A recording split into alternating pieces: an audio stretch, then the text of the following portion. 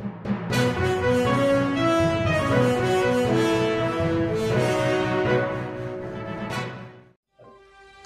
सोलापूर न्यूजमध्ये आपल्या सगळ्यांचं स्वागत।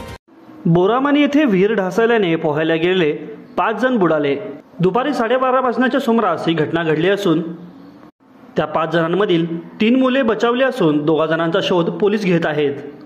दत्ता शेळके यांच्या विहिरीमध्ये बोरामानी येथे विहीर कोसळल्याने ही मोठा घटना घडली असून मुलांचे अंदाजे वर्ष 15 ते 12 वर्षाची मुलं असून ते मुले पोहायला गेले असता दुपारी 12:30 वाजण्याच्या सुमारास बोरामानी येथे विहीर कोसळल्याने ही घटना घडली। यामध्ये काही जणांचा बचाव झाला असून काही तरुण आतमध्येच अडकले आहेत। ही घटना घडताच काही मुलांनी गावकऱ्यांना घेऊन जमाव केला असता त्यावेळी गावकऱ्यांनी पोलिसांना माहिती दिली। पोलीस घटनास्थळी दाखल झाले असून त्या मुलांचा तपास करीत आहेत।